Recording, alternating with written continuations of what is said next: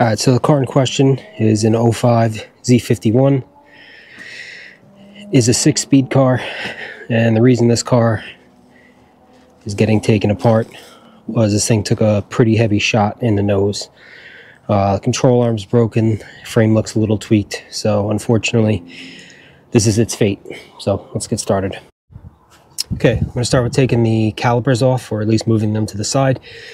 You have two 15mm bolts that hold the caliper to the caliper bracket, and then you have this bracket here for your brake line. That is a 10mm, so we'll get those off and out of the way. Okay, caliper is removed, brake line tab is removed. The bolts for the caliper bracket are usually Loctited in, so if you go to remove it and this spins, just keep in mind that is an 18, so you just get that on the back of the nut, loosen that out, caliper should come out, no problem. Next up, we are going to disconnect the ABS sensor and the parking brake from back here. The sensor is just a simple clip like that. The emergency brake sensor is bolted to the spindle, and then there's a hook that goes over the cable itself. So I'll get that out of the way and show you how that comes out. Okay, after the caliper is removed, I'm going to go ahead and take the axle nut off. This makes it a little bit easier to get your emergency brake cable off. And the reason being, the 15mm bolts, the head that is on them actually hits the flange of the axle when you go to take that out. So buzz the axle nut off, hopefully it comes out. And then this is a 33mm, by the way.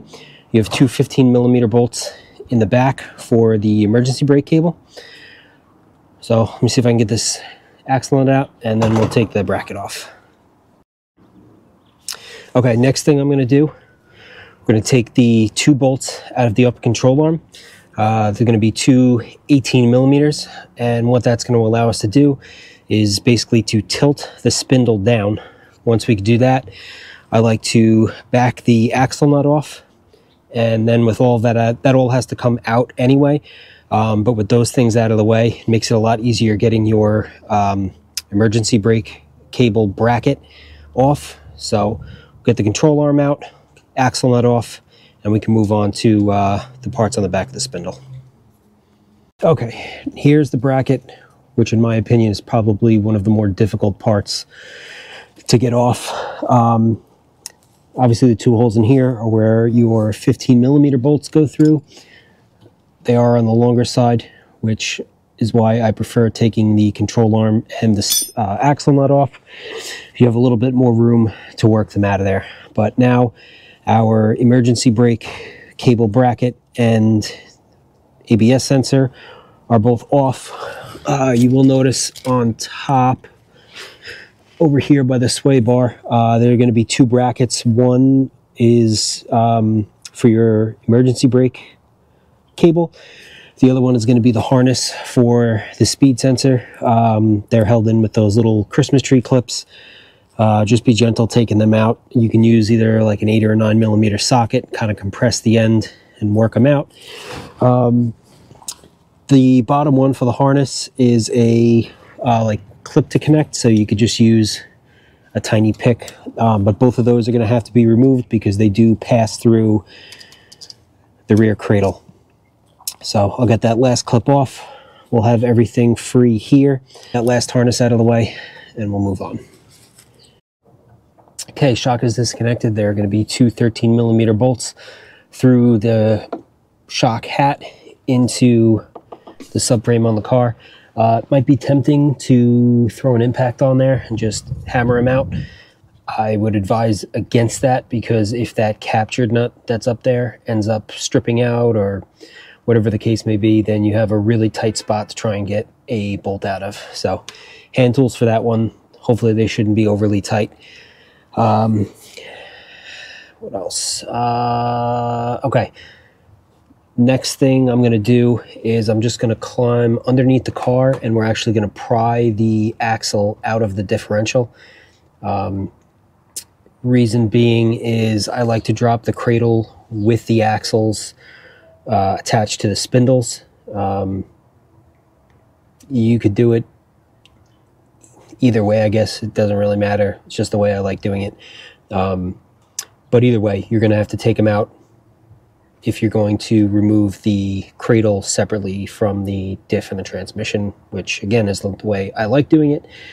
But you know, if you have a preference, or you're only removing part of it, there are definitely other ways to do it. But I'm going to pop the axle out. I'm going to go around, take care of the other side. I'm not going to bother filming that because it is the same as this one, except for this one ground right there. So that's going to be a 10. So just make sure you take care of that. And then it's the exact same thing as the passenger side. So once that's done, the axle's out.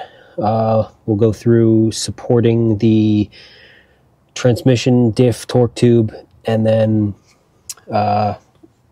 focusing on dropping the cradle out. Okay, with both sides disconnected, next thing we're going to take out are our differential mounts. So these 4 studs, 2 there, 2 there, there's going to be 18 millimeters. So we're going to back those nuts off. And then the drivetrain will actually be separated from the rear cradle.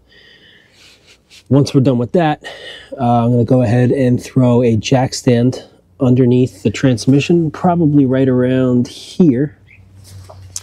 That will keep the drivetrain elevated in the car while we drop the cradle out. And then from there, we can go on to the exhaust. Once that's done, the torque tube heat shield will have to come down, and then we can focus on getting the engine and transmission out. But for now, get the diff mounts out and get the drivetrain supported. All right, so we have our jack stand underneath the transmission, and we have our transmission jack ratchet strapped to the cradle.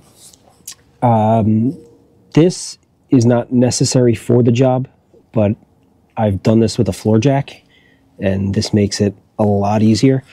If you guys are interested in that, I'll put a link for it in the description, both for the cradle and actually taking the transmission and the diff out of this car. It's a world of difference, so just something to keep into consideration. Next up, we're going to take the 4 cradle bolts out. They are 21 millimeter. You can see it kind of tucked up there behind the sway bar. Same principle with those as with the shock bolts, hand tools only.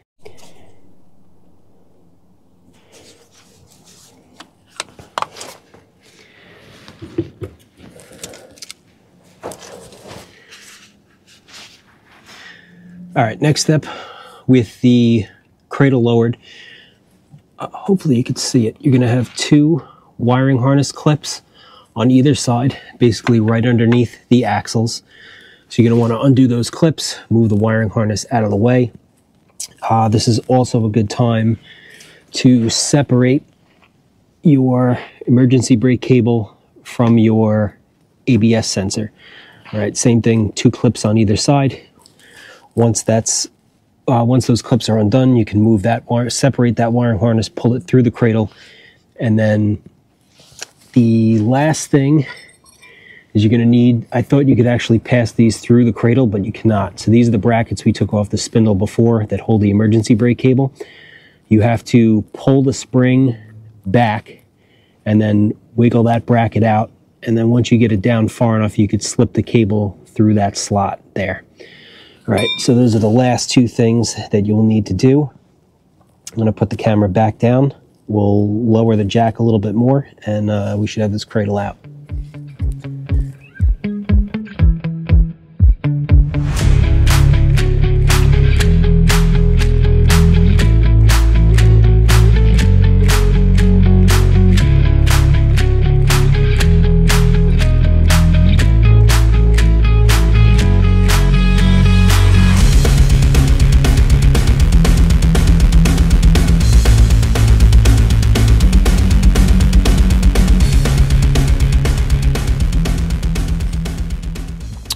All right, so now that we have the cradle out of the car, next thing I want to do is we actually have to pull the shifter out, and there's a rod that goes from the shift box back to the transmission.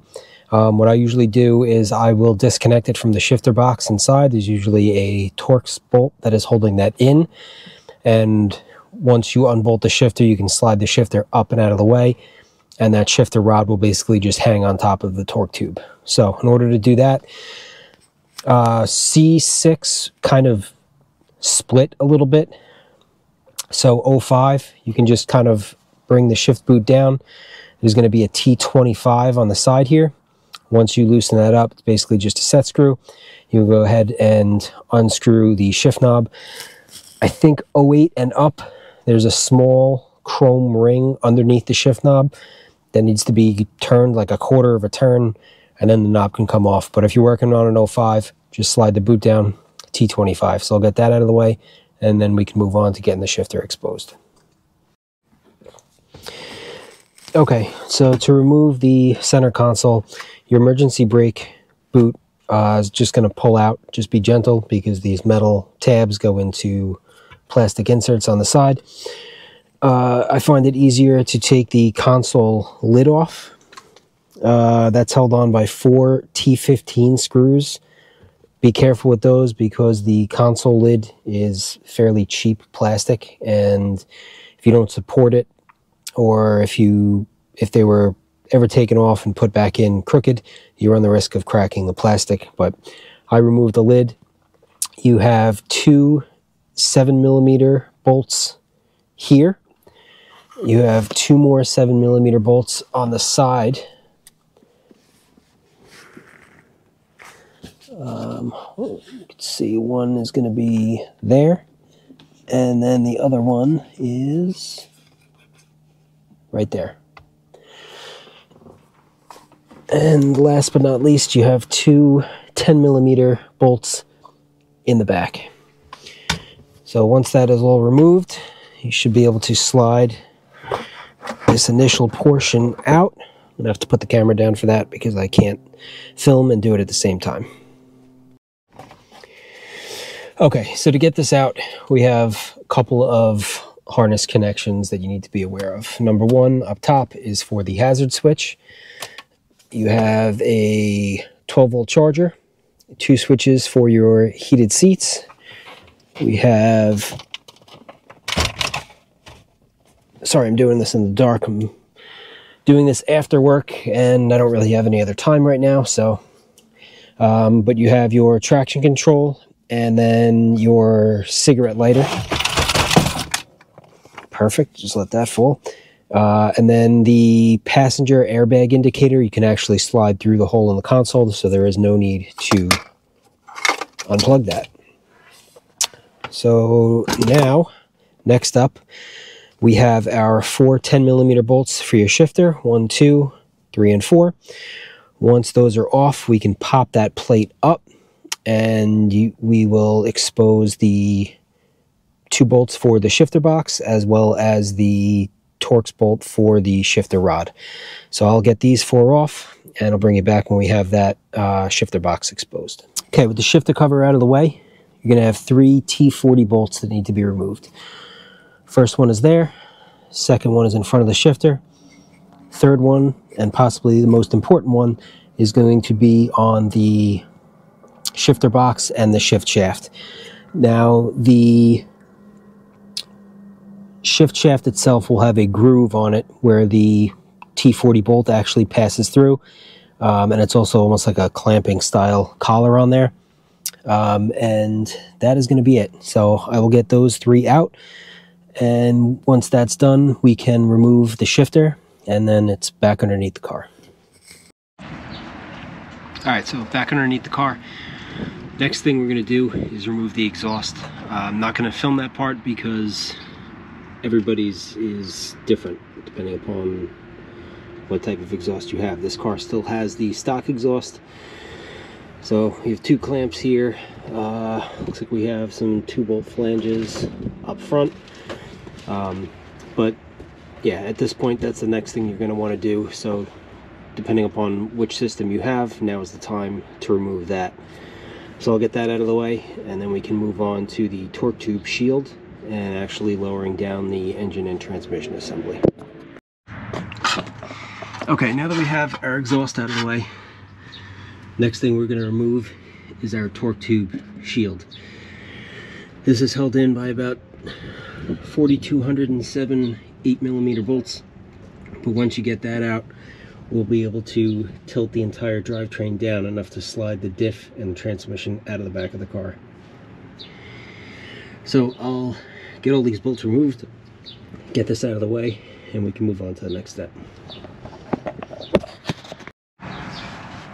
Alright, at this point we're almost ready to start dropping this transmission and diff. You're going to want to remove this brake line. That's the same one that crosses over to the passenger side caliper. Once you remove it, it should be pretty easy to just kind of swing out of the way for the time being. You're going to want to use a 13mm line wrench for that. And this may not pertain to every C6, but it does to this one. This car has a transmission cooler in it. You can kind of see the line back there. There are two of them, one on the driver's side, one on the passenger side. The one on the passenger side actually goes in between the transmission and the torque tube. Alright, so for the transmission cooler lines, I figured I would show this out of the car just because it's easier and it's going to be hard enough to get in there. So this is your fitting, obviously in the transmission. The one on the driver's side, or what would be the driver's side of the transmission, is completely the same. So what you could do is you could take a small little pick, and if you can get in there, you just have to release that clip, which is easier said than done, but you can get in there and do it. Just gonna move the camera a tiny little bit so I get in there. Okay, so once you remove that, right, your line comes out. Like I said, it is difficult to do it in the car, but it is doable, and I figured I'd show you once I had it out rather than trying to get the camera up in there for you to be able to see. But you are able to access it through the hole on the edge of the torque tube. The brake line is out of the way, and you know, just swing it towards the passenger side of the car so you don't risk running it over or crushing it. I'm going to put a jack under the diff. We'll take that jack stand out, put that underneath the torque tube, and we'll actually start to lower this down and get our transmission jack underneath. And then we have some connections to undo on top of the diff and the transmission. We'll go through those, and then we can start taking the bolts out of the, I guess, the bell housing of the transmission. Okay, so for sensors, we have a few. We have one on top of the diff.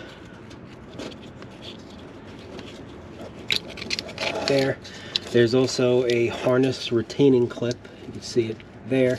That goes onto one of the studs that holds your diff to the transmission. Make sure you get that. On top of the transmission, you have a sensor. Hopefully you can see it. Get the light on actually. Right there. Two sensors here, 1 and 2, and I believe we have one on the driver's side. One sensor there, another one down here. Okay, so we want to make sure that harness is out of the way. I believe there is another clip holding the harness on somewhere up there. And you have that clip right there. Another one on the stud. That one you can just pull out pretty easily. And then the last one is going to be on the diff, and it just slides over one of the ribs. So with that, your harness is free and clear. All right.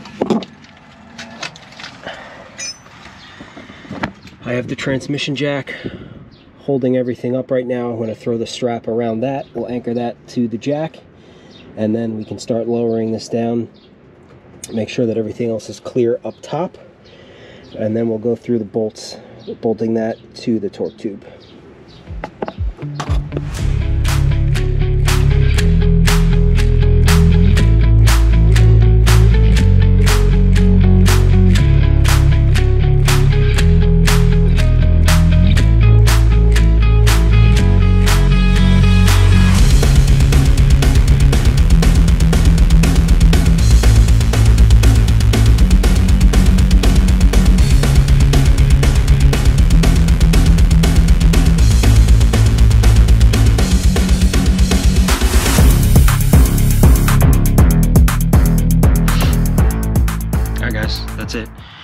is obviously the shifter rod that runs up the torque tube and bolts to the shifter box.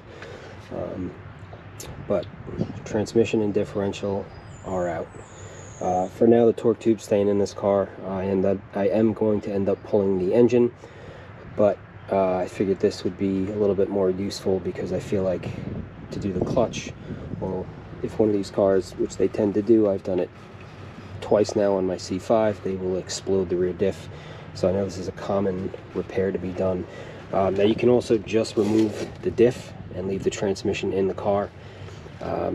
Just a couple of bolts on the back of the transmission that bolt to there. There's an aluminum sleeve with 2 O-rings on there, so if you do take just the diff out, make sure that you order replacement O-rings. But I think that's it. Hopefully this helps you guys out. Obviously this is not ideal doing this on your back in the driveway, but it can be done. So if you don't have access to a lift and your car's sitting, you know, don't let it sit. Get out there, get it up in the air, and start ripping it apart. So thank you guys so much for watching. If you enjoyed this, please consider subscribing. We don't just work on vets, so we have 56 Chevy here that we're working on, and we got a couple other cars. So thank you guys again for watching. Catch you in the next one.